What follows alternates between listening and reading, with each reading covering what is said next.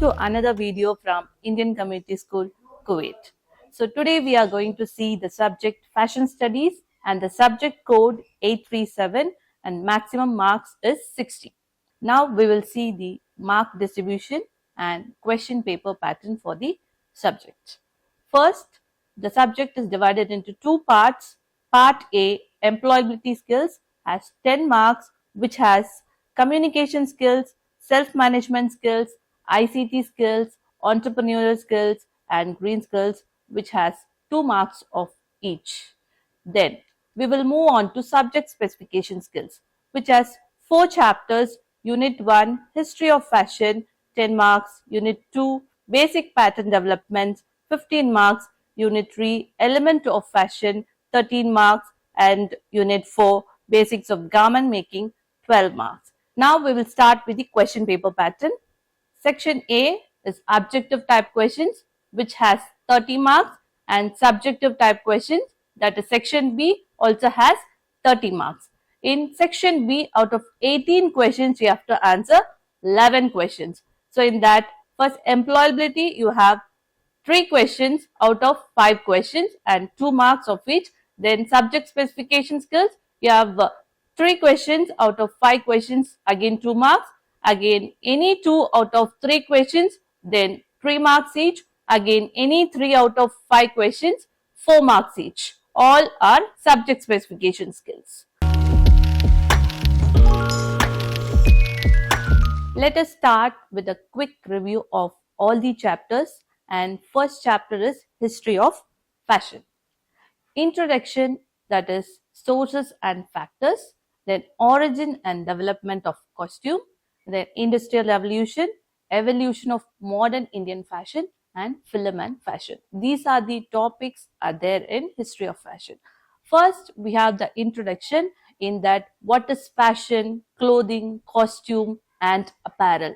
So there are definitions for it that you have to read it, and this will be there for 2 marks. Then the next topic is factors affecting fashion. So in that, first we have 3 factors which was told by James Laver, that is seduction, utility, and hierarchy. Then we have other factors such as protection, rituals, adornment, and identification. In adornment, we have 2 types. One is adornment through clothes and adornment through body. Adornment through clothes, we have different examples such as Pauline shoe, breeches, Victorian corset, and crinoline skirt. And we have body modification, scarification, body tattooing, and body painting in body adornment. And then we will see identification. Identification, we have different types such as identification of social status, rank, profession, marital status, and individual status of the tribe. Next, we will move on to origin and development of costume. In that, we have 5 archetypes, that is categories of costume. We have draped costume, slip-on costume, closed stitched costume, open stitched costume, and sheath costume. So all these costumes are the categories which has examples, which is also very important to learn. Draped costumes. In this, we are having Indian, Ancient Near East, Egyptian, Greek, and Roman. In Indian, we have Antaria, Uttariya, Kayaban, Kacha, and Ushnisha. Then in Ancient Near East, we have Sumerian, Babylonian, and Assyrian. All have similar types of drapery. In Egyptian, we have scanty, then kalasharis, which was worn by queens and women, and the haik and the royal haik. And for Greek, for men, we have Greek chiton and Greek himation, and for women, we have peplos, which is open peplos and closed peplos. Then we have Roman. Roman, for male, we have toga, and for female, we have palla. All these names and their terms you have to keep in mind, and you have to revise it properly. Next is Industrial Revolution. So first is mechanical inventions during Industrial Revolution. In this, we have different types of inventions happen during the Industrial Revolution. First, we'll start with automatic ginning machine, then jacquard loom, then domestic sewing machine, then principal colors of spectrum, and the synthetic dye. And the effects of industrial revolution have different types of fabrics such as chintz, kani, indents, and some more topics also there to be learned.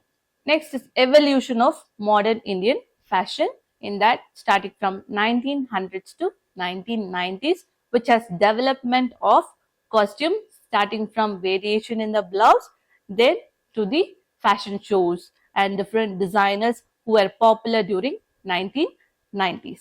Then we have film and fashion, where we have some movies and the designers for the movies and the award winning movies and the designers. So we are ending with chapter 1 now. Then we will move on to chapter 2, that is basic pattern development. So basic pattern development, which is very important topic of all these 4 chapters, which has maximum marks too. So first we will know what is pattern construction. Pattern construction is divided into 2. One is measuring correctly, and next is applying the knowledge of techniques to the patterns. So this pattern can also be divided into 2 types. One is flat pattern method and another one is draping method. Flat pattern method is efficient and easy method when compared to draping method, which is oldest method and has a creative approach where only the experienced designers can do the draping method. Then terminologies. We have terminologies such as block or sloper, pattern, seam allowance, muslin, grain line, balance, balance marks, darts. So in darts, we have single dart pattern and 2 dart pattern. Measurements, we have front measurements, back measurements, side seam measurements, then knee measurement, ankle measurement, crotch depth, which is measured on human body as well as dress form. Then we have bicep circumference, elbow circumference, wrist circumference, then sleeve length, then the cap height. Altogether, we have 28 measurements. Make sure you are revising all the 28 measurements, which is very important. Then we have sizes and measurements. Then tools. Tools, there are different types of tools such as pins, pin cushions, scissors, stationaries, then tracing wheel, tailor chalk, marking tape, then grading scales, etc. Then we will start with the fit. Fit, we have garment fitting. Then elements of fitting. In elements of fitting, we have 5 elements such as grain, set, line, balance, and ease. In grain, we have on grain, off grain, and bias grain, and set is a smooth fit without any wrinkles. Then line, which is the structural lines which is matching with the natural lines of the body. Then balance, in the balance of the garment. Then ease, we have 2 types, that is fitting ease and the design ease. Then we will move on to evaluation of fit, that we have different body parts which we are going to evaluate, such as shoulder, chest, neckline, collar, armhole or arm side, sleeves, waist, hip, crotch or seat. Next is need to fit, and the methods of fitting, we have test fitting and refitting. So next is the pattern development, which have basic bodies, and with that we have sleeveless bodies. Sleeveless bodies is a small change you have to do from the basic bodies, where you have to go up half inch above the armhole level. Necklines. So necklines and its variation, there are several points to be keep in mind for the necklines that you may revise. And different types of necklines such as V neckline, broad V neckline, U neckline, round neckline, glass neckline, square neckline, sweetheart neckline, and the sweetheart variation, which we have construction for it, where all the construction is very important. You have to draft the construction and draw the figures wherever necessary. Next is the dart manipulation. Dart manipulation is an interesting tool, and where you have 2 methods of dart manipulation, pivot method and slash and spread method. In slash and spread method, we have 3 types. One is shoulder dart to waist dart to set different dart, shoulder dart to side seam dart. All these slash and spread method dart manipulations are very important, which is going to come for the 4-mark question. So which I'll give a small hint for it. So wherever the shoulder dart is there you have to take 2 dart basic bodies, and wherever the waist dart is there you have to take 1 dart basic bodies. That from that you have to manipulate the second dart. And there are 2 darts given, such as shoulder dart to waist dart to center front dart, shoulder dart to side seam intersection. So which the first dart is the old dart and the second dart is the new dart from which you are going to manipulate it. One example is given, such as shoulder dart to waist dart. Shoulder dart, you are cutting the waist dart and closing the shoulder dart so that the new dart is formed. Next, we will see the skirts. Skirt, we have basic skirt, then 1 dart basic skirt and A-line skirt. From 1 dart basic skirt is also called measurement method, which we are converting from the 2 dart to 1 dart by adding and eliminating the dart. Then for A-line skirt, we have to draw a slash line near to the waistline dart, then close the waist dart and add the allowance to it. Next, we have collar. Collar, we have principles of collar development, then categories of collar, in which we have stand collar, flat collar and roll collar. Then after that, we have terminologies of collar, where we have neck edge, collar stand, collar edge and the roll line. From this, we are completing the second chapter. Okay, we will move on to the third chapter, understanding fashion, definition and the overview. So first in this chapter, we have categories of clothing, where we have horticulture, high fashion ready to wear and mass produced ready to wear garment, that is offshore manufacturing. Then after that, we have fashion capitals from London, Milan, New York, Italy, Paris and Tokyo. Then we will move on to menswear. Menswear, introduction of menswear, categories of menswear, which is also an important topic, which has casual wear, sportswear, active wear, formal wear and outerwear. Then classic shirt and its types. So the parts of the shirt, that is also an important one, which has armholes, sleeves, collars, pockets, flaps, plackets, bottom hem, and the types of shirts such as dress shirt, t-shirt, Oxford button shirt, sleeveless shirt. Bottom wear, we have trousers, shorts, suits, colors in menswear, fabrics in menswear, and Indian menswear fashion market today. Next is women's wear. In women's wear, we have influence of trends in women's wear, elements of design in women's wear. In this, we have 3 primary categories of this: color, fabric and the shape or silhouette. Color, you have pastel, neutral, bright and deep colors.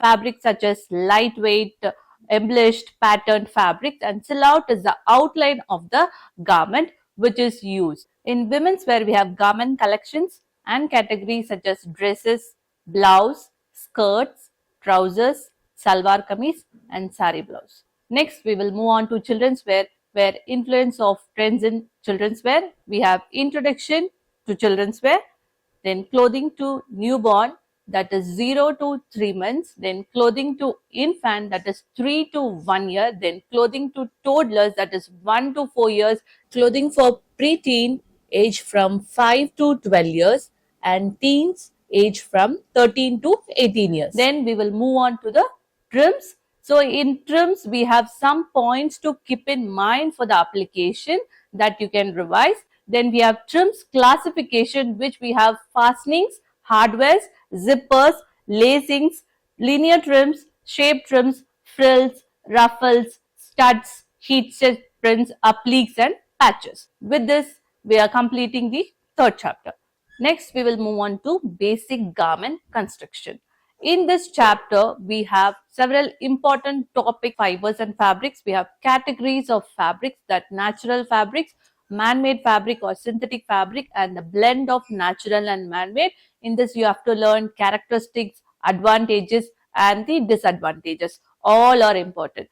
Next is underlying fabric. Underlying fabric, we have 4 types. One is underlining, interfacing, interlining and lining. Underlining means a lightweight fabric which is given for the support, and interfacing is also a special type of fabric which is given for the support and durability, which is applied only on the cuff areas plackets and the shirt collars, and even you can apply it for the entire garment. And then interlining. Interlining is kept in between the layers of fabric. Lining is also the lightweight fabric which is applied to the inside of the garment to hide the inner constructions. Then we have selection of underlying fabric, which is also an important 3-mark question. Then cutting preliminaries, in that fabric preparation. In fabric preparation, we have pre-shrinking, selvage and the grain line. Pre-shrinking means what?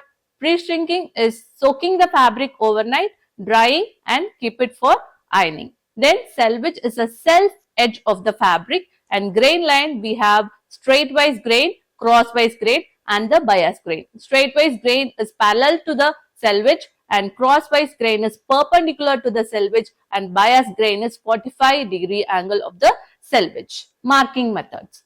Marking method, we have 3 types of marking method. One is using the tracing paper and the tracing wheel, which is the efficient, fastest method and used for plain and opaque fabric.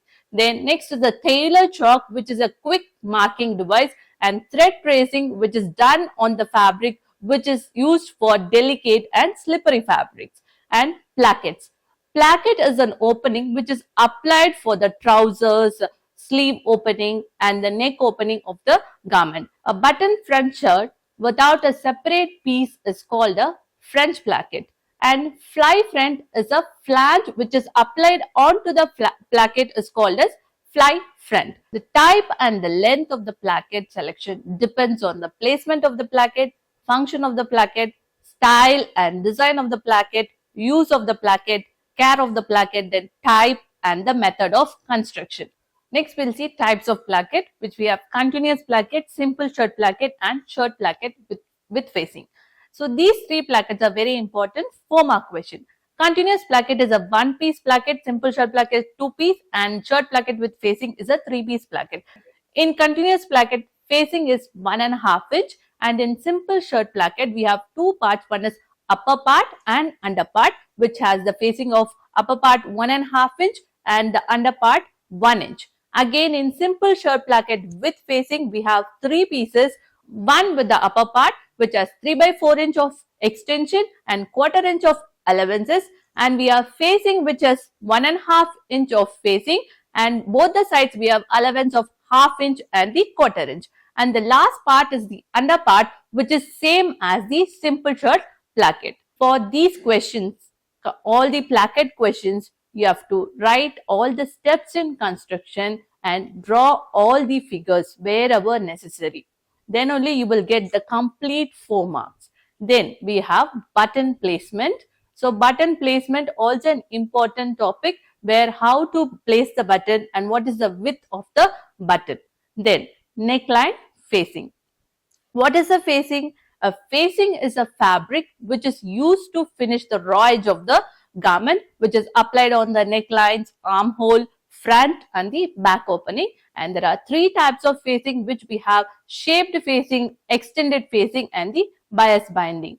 Extended facing and the bias facing we use with the bias strip, which is 45-degree angle, and shaped facing is cut according to the shape of the neckline. Then we have bias strip and the preparation of bias strip, which is the last topic and very important topic. This is also an important 4-mark question. Bias strip is prepared as a strip that is matching or the contrasting fabric. We used to prepare this fabric for the contrasting fabric. Next is preparation of bias strip.